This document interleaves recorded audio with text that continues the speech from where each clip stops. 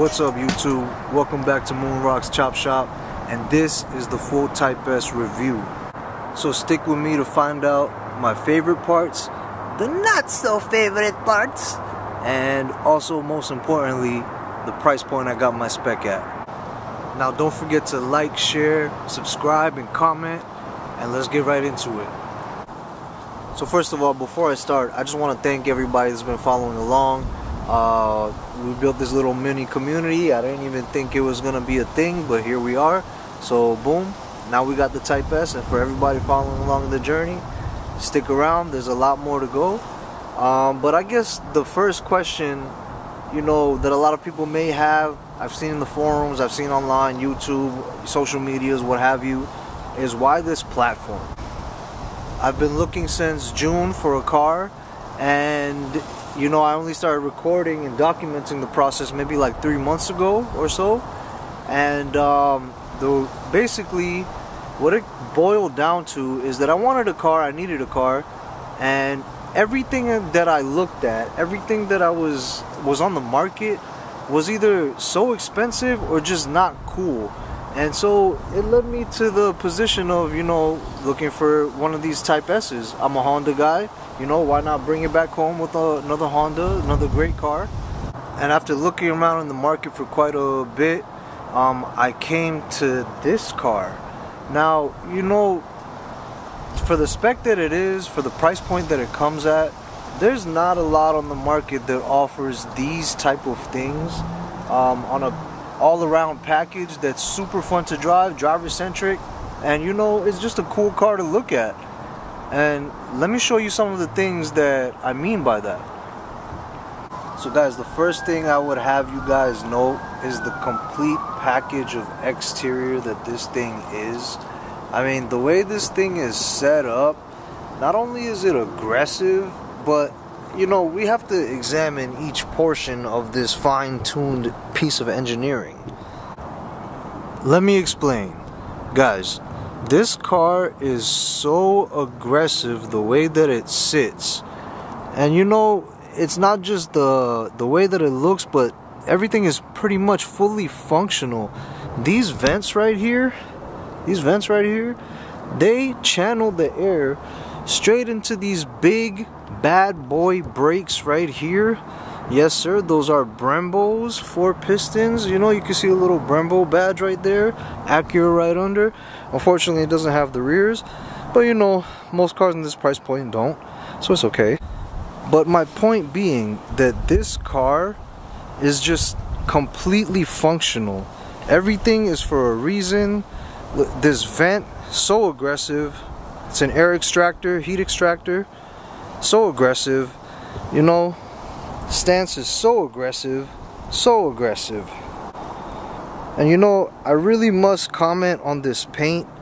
$600 option, of course. Liquid carbon metallic.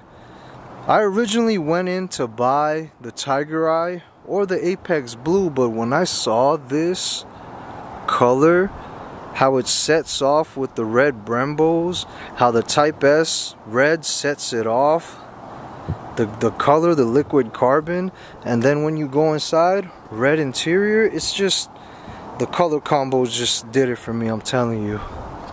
And guys, you know, if you've been following the channel, I've had to option in this carbon fiber wing right here. I just waxed it so that you can see the glare, but there it goes, there's the carbon fiber. It just looks so aggressive. It adds the final touch to the aggression of the car in the looks department. And you know, I had to put it in there. It was just such a classy touch, I think. You know, it's not like big like the FL5, but it's just perfect. And of course the big booty Becky back. You know what I'm saying? This thing got a big booty, y'all, with the 3 tailpipes, you know what I mean? Another option that I got was these mud guards. I think they add a nice little touch. You can see the rear ones right here. Adds a little bit of more to the flare. You know, it adds to the flare a little bit. So I think it really does it justice. You can see the front one, you know. I think I might paint them body color. They didn't offer that, but You know, it would have been nice if they were body color, but I'm definitely gonna do that sooner or later. And of course you got the Type S. It just looks so nice, so clean. It's just Rady's Rides, if you guys follow that channel, said it. The S looks like a little racetrack, and it's true. It looks really nice. And we cannot forget about these wheels, guys. These wheels are, I think, you know, I didn't like them originally, but as I look at them more and more, they actually suit the car so well. They look so clean. Those are 19s. And of course, I can't remember the tire size, but 265, 30, 19. So yeah, when tire time comes, it's gonna be a little check that I gotta push out. But you know what I'm saying, we're gonna get it done. Another thing I want to talk about, guys, how Honda is this engine bay right here. Like, I'm talking about, it's just like it's like it kept form from the early 2000s, even the 90s and 80s. If you really think about it, it just kept complete form of what it originally always has been. And I think that's amazing, and that's one of the reasons why I bought the car as well. I mean, just look at this engine bay. This is just like a tried and tested true form of Honda. Can never go wrong with this formula right here. You know, just so you know, we got the turbo right at the business end, you know what I mean? Right in the front of the motor, right where it should be, to be honest.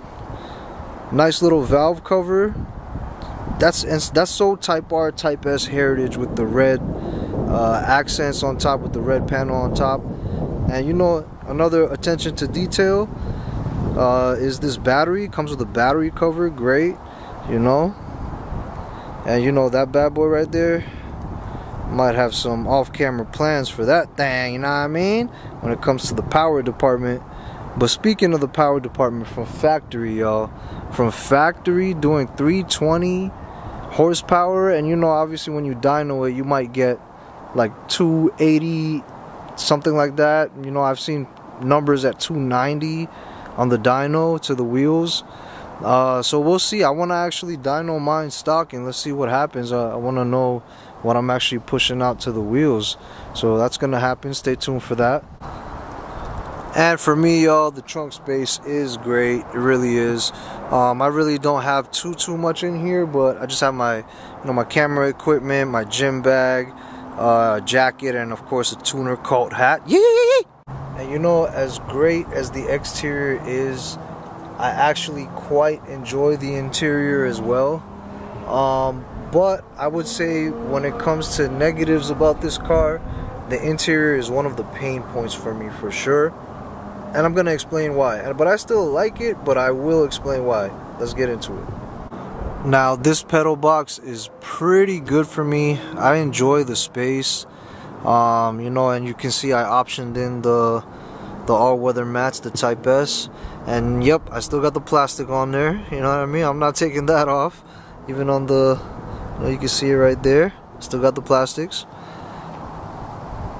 Door panels are okay. You know, one of the things that kind of annoy me is, you know, this is plastic. Don't really like plastic. This is kind of soft touch, but you know, up here is soft touch, but hard plastic, kind of not the biggest fan of that. And not just, and as I was saying, one of the pain points of this car for me, you know, is all this plastic. You know, that's plastic. You know, at a $52,000 MSRP price point, it should have something else in my opinion, but you know, beggars can't be choosers, I guess. I guess it would have made the car more expensive. And as you can see, super clean interior. Now let's talk about these seats, guys. Yes, they're not the best. They're not as plush as the A-Spec. They're a little bit firmer, but they're essentially the A-Spec seats, just like a firmer bolster on it. One of the things about the Civic Type R that I really liked and was considering buying the Type R instead of this because of was the seats, the Civic Type R seats. But ultimately, the overall package of this car for me did it more, so that's why I bought this one. But I wish they would have had a Civic Type R seat in here just in a Type S form, would have been great. I love the black inserts, you know, and of course Type S emblazed on the headrest. I love these microfiber or whatever it is. I forgot, there's Alcantara. Alcantara feels really good. It keeps you in the seat. It's kind of grippy, you know. And of course this one's adjustable, automatic, and obviously the passenger side is not, which is a little bit weird as well, but you know, just another pain point I was talking about. Another part of the car I love, guys, is actually the back seats. It's super spacious back here, and it's really plush as well. It's not as plush as the Integra A-Spec, to be honest, which is interesting that this is a sport car and they kept it a little bit firmer even in the back seat. But yeah, I actually like it. I enjoy it. I like that there's not a third seat and they put cup holders there. I like that. It's a throwback to the old Integra Type R's and Civic Type R's. I like it. Now I absolutely love this little whole position of this steering wheel, stick shift, infotainment, AC controls. It's very driver focused. The steering wheel is great, very driver centric. It really makes you want to place your hands at the 9 and the 3 position and just go for it, you know. Part of the reason why I enjoy driving the car so much, to be honest. The cabin is roomy. I rather enjoy it. I don't really keep anything in my car, so you know, I don't have a problem with like you know, just clutter and things like that. So none of that around here. But the way I hold the steering wheel, the way I can recline back in the seat and just kind of do my thing, and if I want a little bit of power, I just put it down. Feels really good, guys. It's like really good. And of course you have that gorgeous cluster, throwback to the Integra Type R ITR, how the cluster looks with the red around the ring, the gray in the middle, and the yellow needles.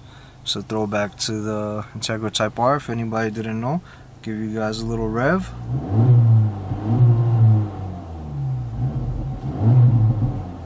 You know what I mean? Sounds good, looks good, feels good. Not only is the driver position great, but this shifter is great. Feels so good. Feels so sharp. When I shift it, it's just like oh, pause. But you know what I mean? Just perfect shifts. You know what I'm saying? You know what I'm saying? Feels real nice. And of course we got 2 charging ports. Another pain point for me is there's only 2 charge ports in the whole car. And you know, it does have the 12 volt, which is cool, but you know, I would have liked maybe 1 more charge port, 2 more charge ports. So that's another thing.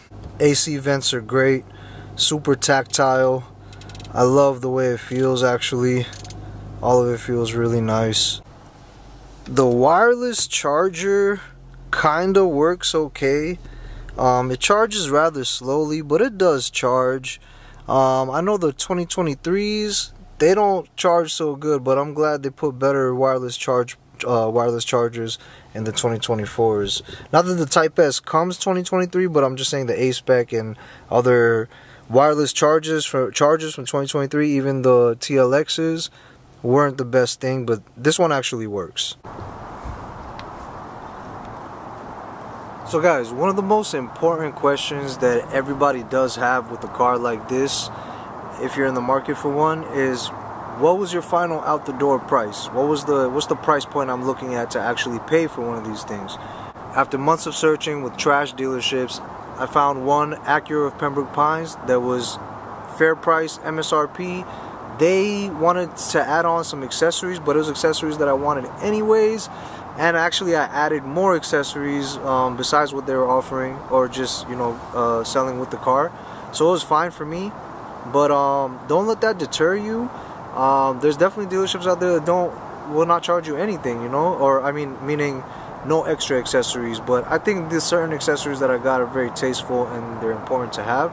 So anyways, without more to do about that, The final out the door price point that I got my Integra Type S for was $60,000, and I'll do a full breakdown of how much that came out to, my monthly payments and what I added and how much it costs, all that stuff.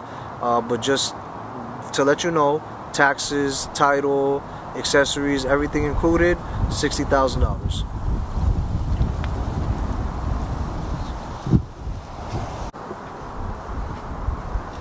So overall, y'all, with everything that the car comes with, the brakes, the motor, the aero, the interior, even though that's one of my weakest points for me, and I'll do a full breakdown of that later. But overall, this car is great. It has the power, the get up to go whenever I want, and it's so nimble on the road that, you know, even things like, I feel like BMWs and other cars like that, yeah, they may be faster, you know, but they're not an overall package like this thing is. This thing is like, the way it grips down on the ground, and it's just everything that it does, all the amenities that it has, you know, like the brakes, the turbo, the motor, the tranny, how it shifts, like how it looks, like the wheels, like it has so much at the price point, and there's truly no other car that drives like this, looks like this, feels like this at the same $60,000 price point. I promise you, I've test drove a bunch of cars, my family's in the car business, and it's not like that out there. This thing is great.